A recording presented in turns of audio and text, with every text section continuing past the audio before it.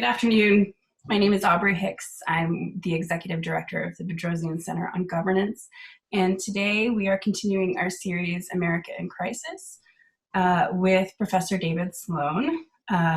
He teaches in the Department of Urban Planning and Spatial Analysis at the Price School.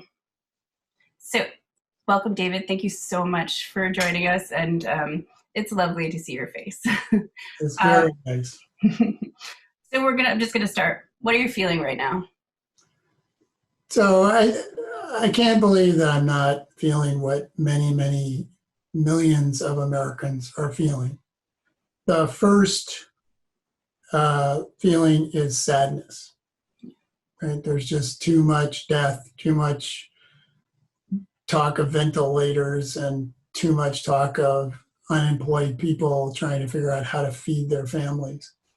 It's just a time of great sadness, I think, in our society. The second thing is that being someone who's spent a long time, 30 years, thinking about the public's health, even though it's not a focus of mine for a variety of personal and professional reasons, I've been thinking about it since the middle of the 1980s. And I keep comparing our response now to our response to HIV/AIDS.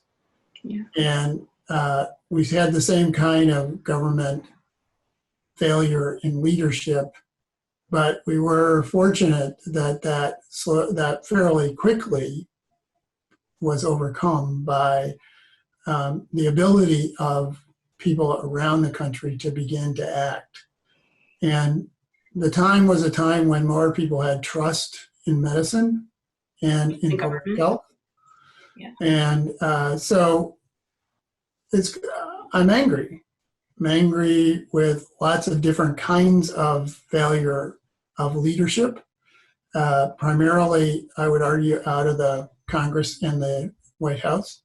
But there's been lots of crazy examples, the Wisconsin Supreme Court just the other day, and others around.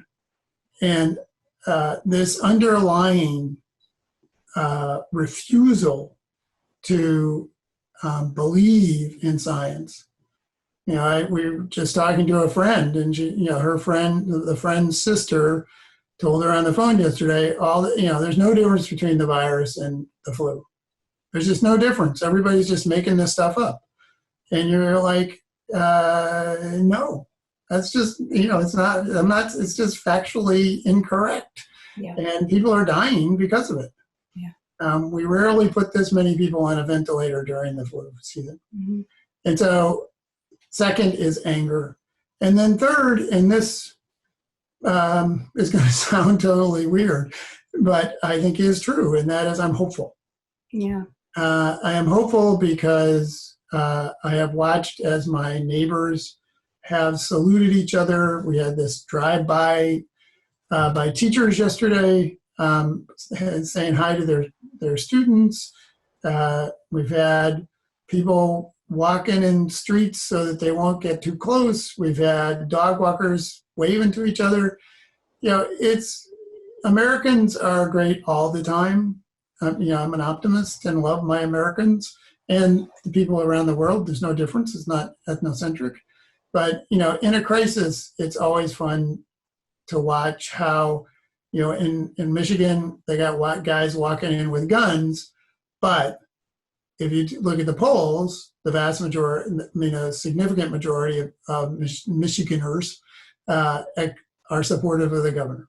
Yeah. So I think that we underestimate the voices. Not to push an old button, but there's a silent majority out there. And that silent majority does actually believe in science. Yeah, I read the Pew study this morning. It was something like 77% of Americans are afraid we're going to open up too soon. Yeah. And that's huge for Americans to agree on something. Those are enormous numbers. So the next question is, obviously, I think this pandemic has really shown the issues that we have in healthcare. So besides healthcare, we know that healthcare, after this, we need some reform. What's another policy issue that you think, as a result of this crisis, we as a country must? Once again, it's hard for me to give a one. And in this case, I would start with immigration. Yeah. I think that, and again, it's easy to pick on President Trump from my perspective, but this is a broader, deeper, now 2 generations debate that's been going on in the United States. And at some level, I would hope that the pandemic has demonstrated, it's just, we're not gonna stop a bug by closing our gates. And so I think we need to have some sort of rational finding on immigration and move forward. And I think we had to do it hopefully in the next presidency, because it is having a very significant overall impact upon our society, I think. The second one is that, without a doubt, I think the pandemic has demonstrated we have to figure out housing, and particularly housing for people who don't have substantial amounts of money. Over the last 20 years or so, 30 years, we have built far too little housing that is affordable for working class people. And it's not just homelessness, and that is a big part of this, the people who are unsheltered, but it's also those who are precariously housed and the cost of housing. I was talking to a neighbor, and there's there's a crummy little place down the street that they're going to ask $3,500 a month for. And so, and how can you imagine affording that? So I think the second one is we have to deal with housing and homelessness and precariously housed and affordability. And then the third one is a cheat, but I got to do it anyways.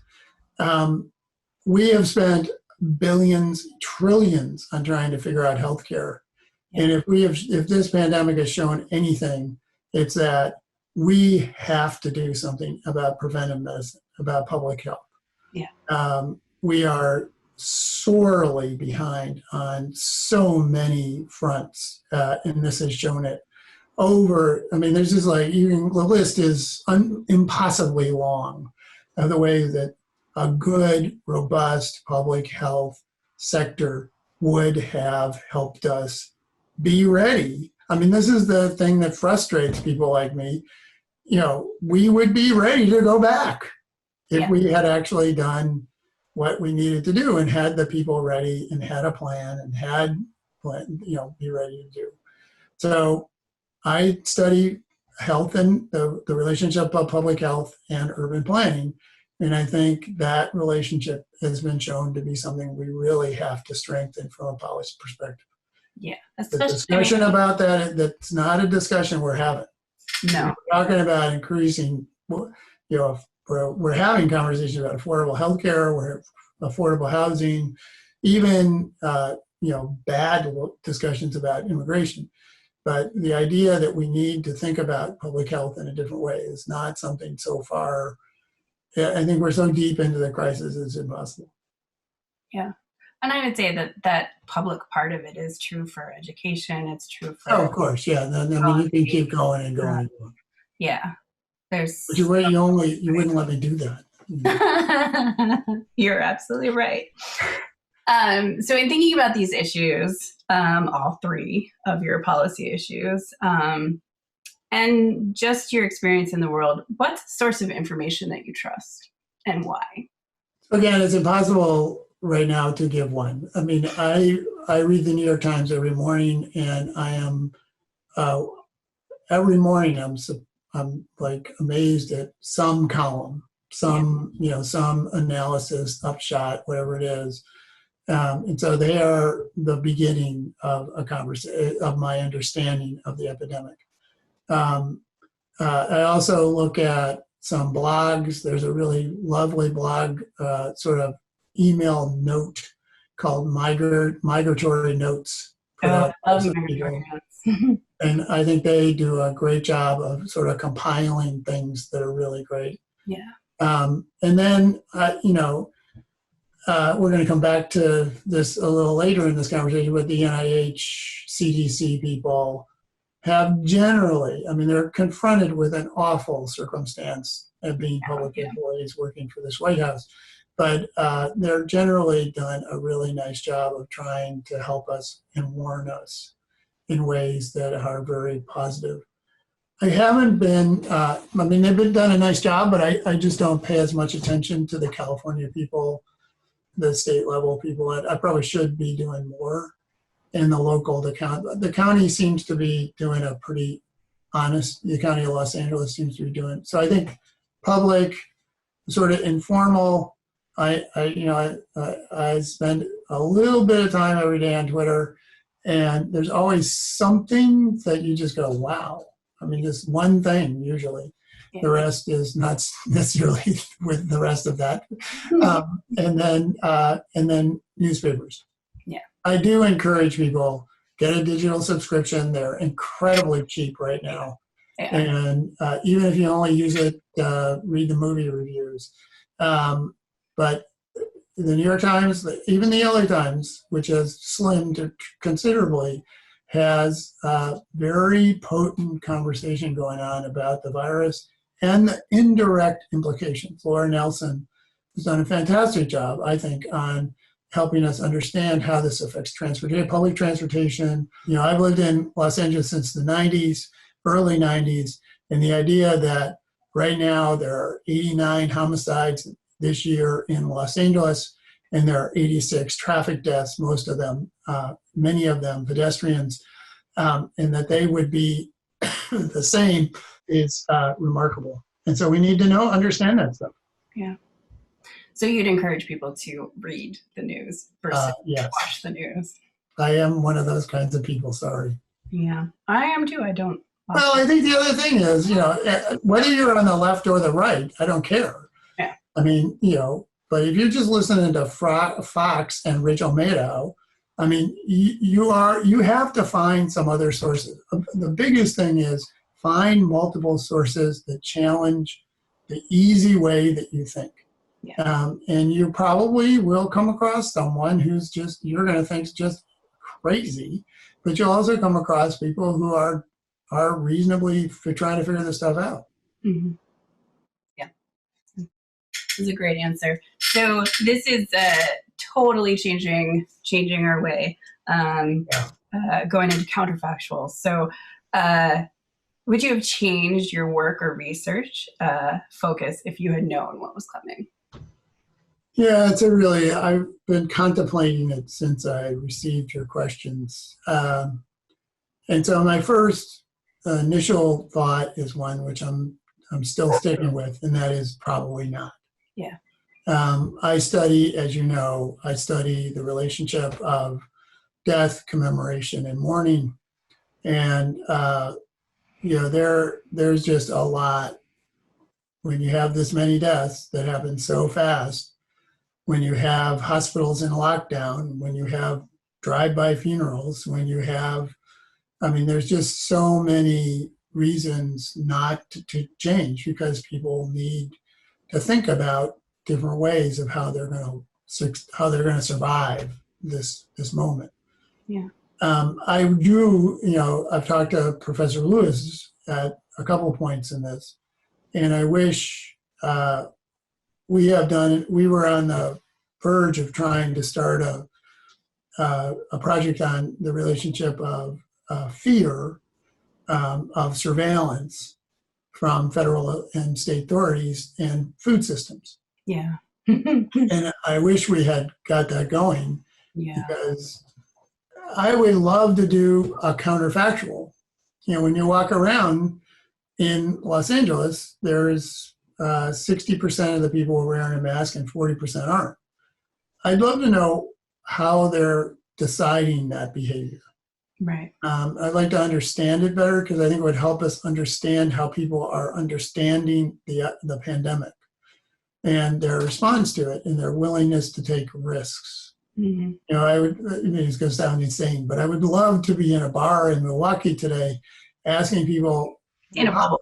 why are you here? Why are you? Right? I mean, and I don't mean it in you're idiots. I mean, that something drove them to believe that that was something they needed to do. Yeah. And I understand the need, right? We all want to get back with our friends, and all of us are figuring out ways that, well, if we set up our backyards and we have 15 feet, can we figure this out? So I'm with it, but how do you get to walk across that knowing that you could walk out and you could die? Yeah. I mean, that's just, so I wish we had figured out a way to get that going, because I think we could have had some really interesting findings now. A lot of the work's been done on testing, on who gets it, data stuff. We aren't getting as much about behavior, either of people who are terrified and aren't leaving their house, or people who are, the now apocryphal white male runners who never wear a mask, right? I mean, we all see them and we're all like, wow, there goes another white guy running around without a mask. And so, again, why? Yeah. And I do wish we had been able to put that together. Well, it feels like there's going to be time still. So yeah, maybe. Unfortunately. So this actually leads well to the last question, which is, I think we've seen a lot of different personalities rise to the occasion in different sectors, in healthcare, but in governance, and even celebrities who are doing good work. Is there a leader that you think has been exceptionally good, has done exceptionally well? The quick answer, I think, for our public policy people would be Newsom and Cuomo. Right. And I think both of them. To an extent. What? I said to an extent, but yes. I was going to say, both of them have raised themselves up. They both are complicated leaders and have both very strong positives and some significant negatives. Yeah. But I have to say, the one person who has, for me, faced a truly impossible task and has met it with amazing integrity is Anthony Fauci. The NIH is another place I go for information. Yeah.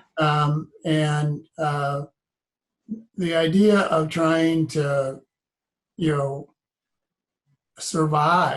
literally survive in his position, one which he clearly is extraordinarily well suited for. You just have to admire his willingness to, I follow sports, and he's did this thing with Steph Curry from the Golden State Warriors. I mean, he's been in a lot of different venues trying to get people to recognize this is serious. Yeah. And so he would be the one I would, that's most. I got a long list of people who aren't, but I have to say, and then there are. It's on the good. I think we've seen really good local people. Yeah. In the philanthropic and in the advocacy areas. I think we've seen good people regionally and nationally in those areas as well. But right now, at this point in the pandemic, he is the one who is standing tall. You are not the first person to say that. I could be the last. I'm sure I'm not.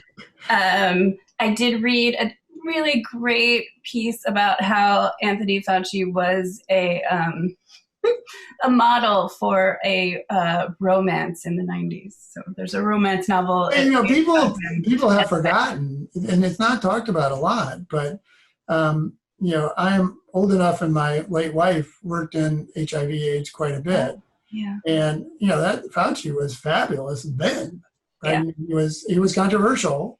Yeah. Because he was a science guy, and science was, controversial then. When are we going to get a vaccine? And we're still waiting. I mean, everybody talks about a vaccine for this, and this is nothing. I mean, the HIV, the virus is way more complicated. It mutates really fast. Yeah. But it's still, it's this kind of thing where he was upstanding, straightforward, direct. I saw him talk a couple times, really amazing guy. And so he's been doing this a long time. And yet the politics were super complicated then. I don't know what the word I would use now. And so it's amazing to watch. Cluster duck. I had no idea. The political situation is so toxic. Yeah. And so extreme and so polarized and so anti-science. Science is so polarized right now. What's that? And the sort of perception of science is also. Oh my God, yes.